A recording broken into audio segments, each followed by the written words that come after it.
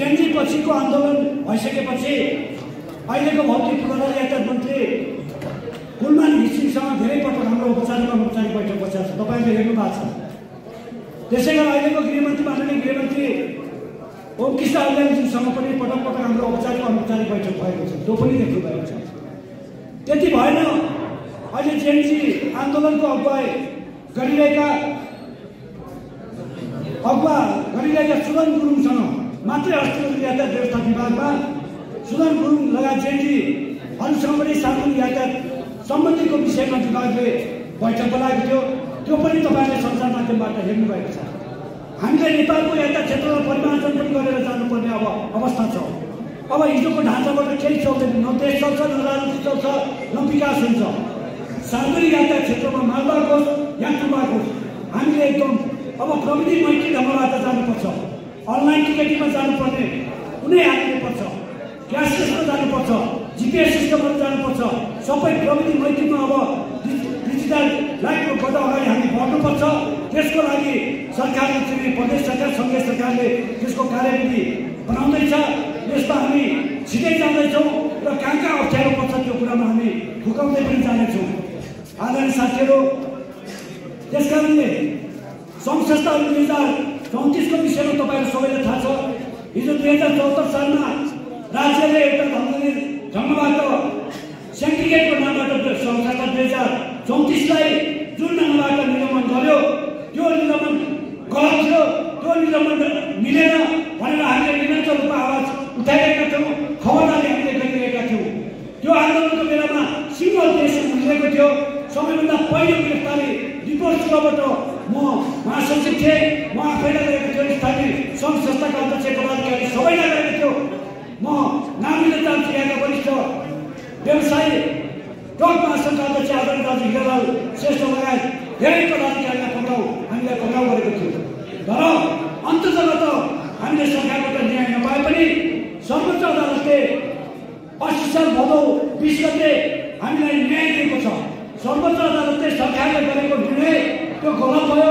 सङ्घ संस्था 2034लाई चाहिँ यथावत पहिलाकै स्तरमा राखिदिनु भनेर जुन फैसला भएको छ, त्यो फैसलाको हामीले सर्वोच्च सम्मानित सर्वोच्च अदालतको हामीले स्वागत पनि गऱ्यौँ। तर 2080 साल 20 गते भएको सर्वोच्चको फैसला, सर्वोच्च अदालतको फैसला आज 82 सालमा आइपुग्दा सम्म पनि गृह मन्त्रालयबाट देशव्यापी 77 जिल्लामा जिल्ला प्रशासन कार्यालयमा परिपत्र भएर जानुपर्ने कुरालाई परिपत्र नगरिकन पूर्व के भन्छ भने सरकारहरूले धेरै सरकारको नाम लिन, यहाँ प्रधानमन्त्रीको नाम लिन, यहाँ गृहमन्त्रीको नाम लिन यो लिँदा वाक्क भइसक्यो, ढुक्क भइसकेको। तर अहिलेको जेनजीबाट बनेको सरकारले केही होला कि जस्तो लागेका छन्। पहिला जाँदा म फेरि ठ्याक्कै यतापट्टि लागु होइन, हामी सबै यहाँभित्र बस्ने विभिन्न पार्टीमा आस्था राख्छौँ। आस्था नभएका पनि छौँ, स्वतन्त्र मान्छे छौँ, कुनै पार्टीमा नभएका पनि मान्छे छौँ। तर मेरो पनि कुनै पार्टीप्रति आस्था होला। तर नितान्त यो पार्टी भनेको, यहाँभित्र भनेको मेरो पार्टी, हाम्रो पार्टी भनेको यातायात पार्टी हो। यातायात पार्टीको चाहिँ लक्षित राख्नुपर्छ, हामीले त्यसमा जानुपर्छ। र अहिले पछिल्लो अवस्थामा अहिलेको गृहमन्त्री र सरकारले सङ्घ संस्था 2034लाई चाहिँ तत्काल सर्वोच्चको फैसला हुने कि नहुने भन्न प्रश्न उठाएको थियो। अहिलेको सामान्य प्रधानमन्त्री, सर्वोच्च अदालतको प्रधान न्यायाधीश, अहिलेको गृहमन्त्री, कानुन व्यवसायको वरिष्ठ अधिवक्ता उहाँलाई म मेरै नेतृत्वमा अध्यक्ष विजयबहादुर सोम लगायतको टिम हामी गएर भेट्यौँ। यो सर्वोच्चको फैसला कार्यान्वयन हुने कि नहुने गृहमन्त्रीको भनेर यही तरिकाले हामीले सोधेका थियौँ। हुने, बिल्कुल हुने। तर सेन्डिकेटको कुराहरू अलिअलि छन्। यो तपाईँलाई धम्मुने लागेको छ। नेपालको सार्वजनिक यातायात क्षेत्रमा सेन्डिकेट छैन, केही कमी कमजोरीहरू होलान्। त्यसलाई सुधार्नको लागि सम्पूर्ण जिम्मा चाहिँ त्यसको अधिकारले जिल्ला प्रशासन कार्यालय सिडिओ आउँदछ, सङ्घीय सरकार र गृह प्रशासनलाई र क्याबिनेटलाई हुने रहेछ। त्यस कारणले त्यसको सबै ढाँचा आउँदैछ। र मात्रै तपाईँलाई म के अवगत गर्न चाहन्छु भने त्यस विषयमा पटक कुरा भइसकेपछि अहिले 3 कमिटीको तपाईँले थाहा पाइसक्नुभएछ। अहिलेको क्याबिनेटले, अस्तिको दिनको क्याबिनेटले पूर्व सचिव दीपक सुवेदी र पूर्व सहसचिव उपसचिव शरद अधिकारी र त्यसै गरी नेपाली व्यवसाय राष्ट्रिय महासङ्घका प्रमुख सल्लाहकारी बोर्डको अध्यक्ष योगेन्द्र कर्मचारी सहितको 3 कमिटी बनेको छ। त्यो कमिटीले दुर्घटना न्यूनीकरणदेखि त्यसमा क्लियर पनि लेखेको तपाईँले मिडियामा हेरिसक्नु छ। सर्वोच्च अदालतले फैसला गरेका सबै विषयलाई छानबिन गरेर हेरेर यसलाई कानुनको बाटोमा लाने भन्ने जो निर्णय आएको छ। र अहिले म तपाईँलाई यति मात्रै भन्छु, आशावादी छु। अब सर्वोच्च अदालतले फैसला गरेको कुरालाई हामीले कहीँनिर निबन्धन त गर्नुपर्ने होइन, त्यो लागू गर्ने हुन्थ्यो। तर हामीले सरकारसँग नै कानुनी गरिदियोस्, पत्र अगाडि बढाइदियोस् भन्ने छौँ। र यो अहिलेको जुन 3 कमिटी जो आएको छ त्यो आएको चाहिँ 1 महिना मात्रै समय लिएको छ। मलाई लाग्छ 1 महिनाभित्रमा सङ्घ संस्थाहरू 2034 हाम्रा प्रत्येक देशभरिका पहिलाका जे संस्थाहरू थियो त्यो संस्थाको ब्यानरहरू हामीले देशव्यापी रूपमा राख्नेछौँ भन्ने कुराको तपाईँहरूलाई जानकारी र अनुरोध गर्न चाहन्छु। अनि यदि कुनै अरू ठुलो घटना भएन भने है यति कुरा राख्छ। अर्को कुरा, नेपाल एकीकृत राष्ट्रिय महासङ्घको राष्ट्रिय अधिवेशन चलिरहेको छ। अस्ति कार्तिक 14 गते महासङ्घ विद्यालय राष्ट्रिय अधिवेशन 14 गते कार्तिक 14 गते सकिने थियो। तर जेएनजीको आन्दोलन र वर्षाको कारण बाढी पहिरोको कारणले हामीले भइपरिआएको परिस्थितिलाई मध्यनजर गरेर स्थगन गर्नु पर्यो। र अहिले फेरि हाम्रो देशव्यापी रूपमा जिल्लाहरूको प्रदेशहरूको चाहिँ अधिवेशन अगाडि बढिरहेको छ। मकवानपुर जिल्लाले अधिवेशन गरेर ज्ञानेन्द्र कार्कीजीको नेतृत्वमा यहाँ चाहिँ कमिटी बनिसकेको छ।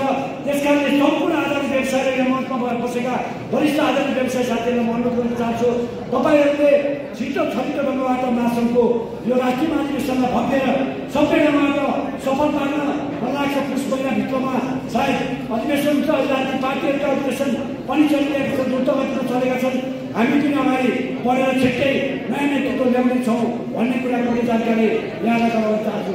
र अर्को कुरा, म लामो समय हिँड्न मैले थुप्रै कुराहरू सार्वजनिक टेलिभिजन मार्फत, मिडिया मार्फत, अनलाइन मार्फत, पत्र पत्रिका मार्फत धेरै आवाजहरू आइसकेका छन्, तपाईँहरूले सुन्नुभएको छ।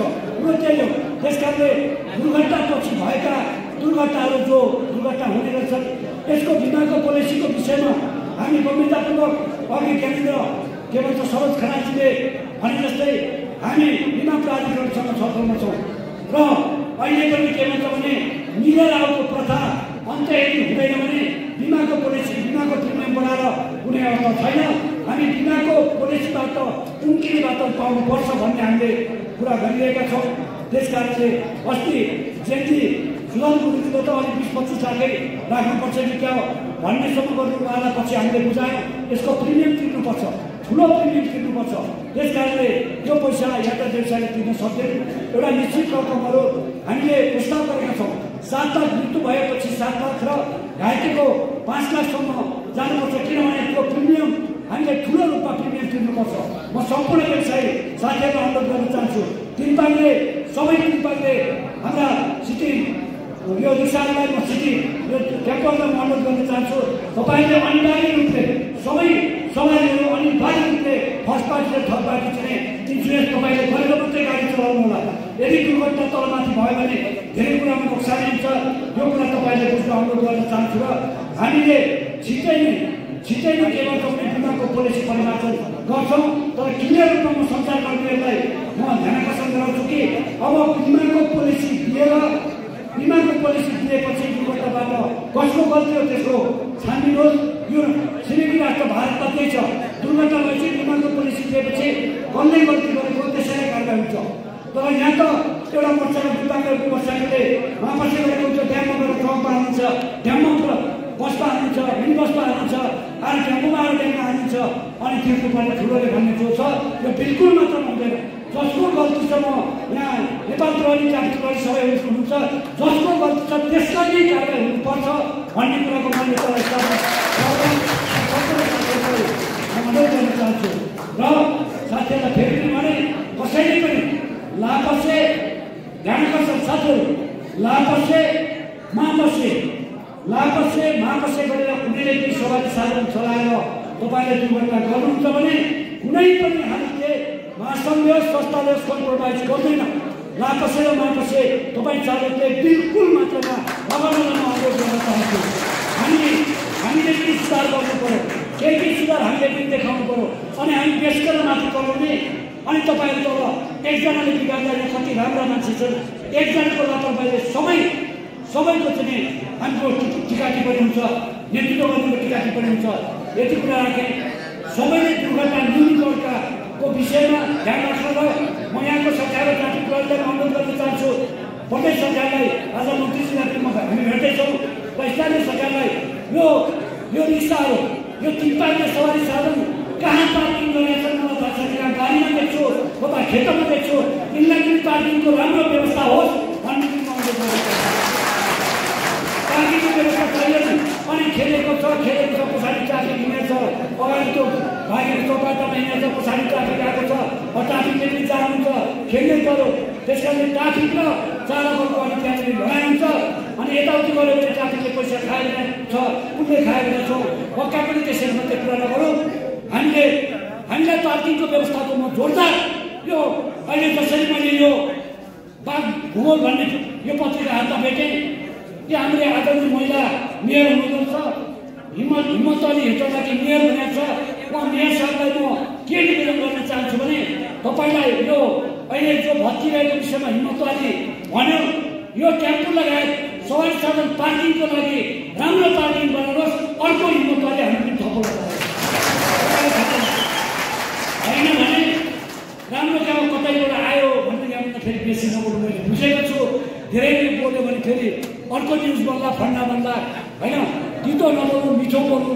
त्यस कारणले सम्पूर्ण ट्राफिक प्रहरी लगायत हामीले पनि अनुशासित ढङ्गले गाडी व्यवस्थित ढङ्गले राख्नु पर्यो। गराङ्गामा गाडी राख्ने अनि त्यो पुरा रक्सोमा त्यो पहिला टाँगाएर रिक्सा हिँड्ने जस्तो पार्ने वातावरण पनि हामीले गर्नु हुँदैन। म यति कुरा गरेँ, तपाईँहरूले गाडीमा ड्राइभिङ गर्दै गर्दा धुम्रपान नगरिदिनु कृपया। जुरत छैन यो तपाईँको के खानुहुन्छ नि छुट्टै बसेर एउटा रुखमा भेट्न बसेर खानु तपाईँहरूको स्वतन्त्रता हो। तर गाडीमा बसेको बेला बसमा होस् कि माइक्रोमा होस् कि ट्याम्पोमा होस् कि कुनैमा पनि तपाईँहरूले नगरिदिनु। म सम्पूर्ण चालक सचालक साथीहरूलाई म अनुरोध गर्न चाहन्छु कि तपाईँले अलिकति राम्रो गर्नुहुँदा हामीले पनि माथि टकसोमा बस्दाखेरि मिडियासँग कति ठेस गर्नुपर्छ। तपाईँहरूको हिजो माथि काठमाडौँमा बसाइको विभागमा सुदन गुरुङजीको पहिलो बोली के आयो भने ड्राइभरले ट्याग गरेर मार्छ भने पहिल्यै सुदन गुरुङले भन्नुभयो। हामीले भन्यौँ तपाईँले यो कुरा बुझ्नु भएन, ड्याममा मान्छे आएको हुन्छ त्यसलाई अलिकति ट्याग गर्दा त्यो चाहिँ उसको या मृत्युमा हुन्छ घाइते हुन्छ जे हुन्छ उसलाई ट्याग गर्दा त्यो ब्याग गरेको देखिन्छ।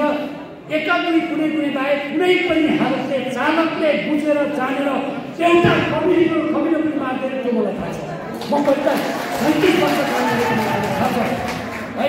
तपाईँलाई राम्रो कुरा गर्दा त तारिफ बढाउनु थप्नु हो, तपाईँलाई अलिक कला कुरा गर्दा फेरि तपाईँहरू फेरि मुद्दामा भन्नु पनि सक्नुहुन्छ होला है होइन। त्यस कारणले मिठो कुरा आफू मात्रै नचाहिँदैन, ट्राफिकसँग राम्रो व्यवहार गर्छ, ट्राफिकले तपाईँलाई राम्रो व्यवहार गर्छ। उनले आज 21औं शताब्दीमा सेतो टोपी लगाएको छ अनि कालो ज्याकेट लगाएको छ होइन, बाटोमा बसेको छ, साधन स्रोत छैन, यिनको लागि बोलिदिनु पनि हामीले आज खराबीबाट उठ्दैछ, देश खराबीबाट माथि उठ्दैछ। देशभरिका ट्राफिक र नेपाल प्रहरीका र सरकारी निकाय ध्वस्त पारेको छ।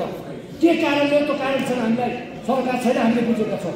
तर एउटा भाग्यवश तपाईँलाई म के अनुरोध गर्न चाहन्छु भने भदौको 23 र 24 गते भएको विगत सरकारी जेएनजी आन्दोलनबाट घुसपेट के भयो त्यो बहस गरिरहेका छन्, म त्यो जान्न।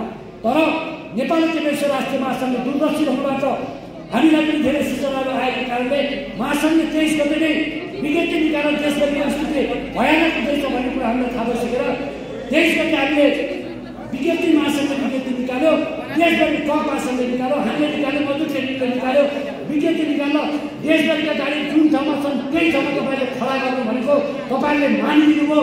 एउटा गाडीको पनि हाम्रो क्षति भएन। यसको लागि जेएनजी आन्दोलनलाई विशेष धन्यवाद दिन चाहन्छु।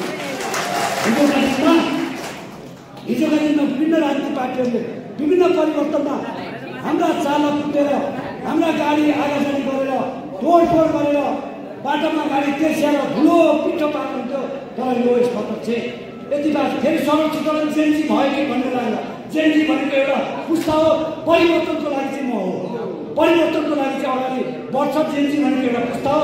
तपाईँहरू सबै नयाँ सोच बजार्ने मान्छे सबै जेएनजी हो, सबै जेएनजी हो। मुलुक एउटा सानो युवालाई मात्रै बनाउँदैन, मुलुक सबै मिश्रणबाट बन्छ। यति कुरा राखेँ र अहिलेको सरकारलाई म अनुरोध गर्न चाहन्छु, चाँडै नभएर सार्वजनिक यातायात क्षेत्रलाई व्यवस्थित र मर्यादित बनाउनको लागि जुन आयोगहरू बनेका छन्, जो कमिटी बनेका छन्, जुन फाइलहरू दिएका छन्, त्यसलाई व्यवस्थित बनाइदिनु म अनुरोध गर्न चाहन्छु।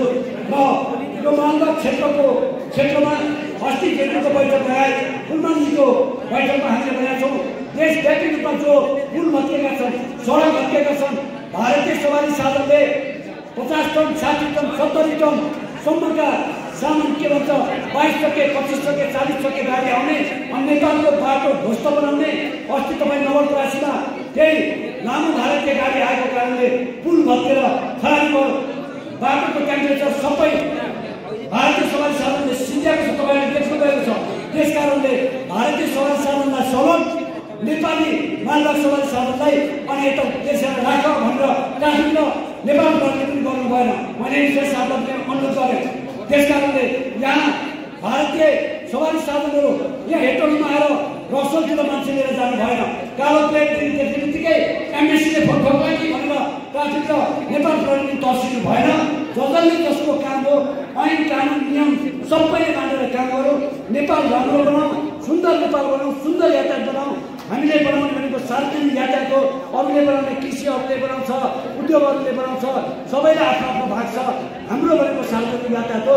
सार्वजनिक यातायात भनेको यो हो, तपाईँ हामी सबै मिलेर नेपालको सार्वजनिक यातायातलाई व्यवस्थित र मर्यादित बनाऊ भन्दै तपाईँहरू माझमा फेरि पनि नेपाली तिब्बत राष्ट्रिय महासभालाई मलाई बोलाएर जुन कुरा राख्ने अवसर दिनुभयो, केही विचारहरू राख्ने अवसर दिनुभयो, तपाईँका कुरा सुन्ने अवसर दिनुभयो, तपाईँलाई धन्यवाद दिन चाहन्छु। फेरि पनि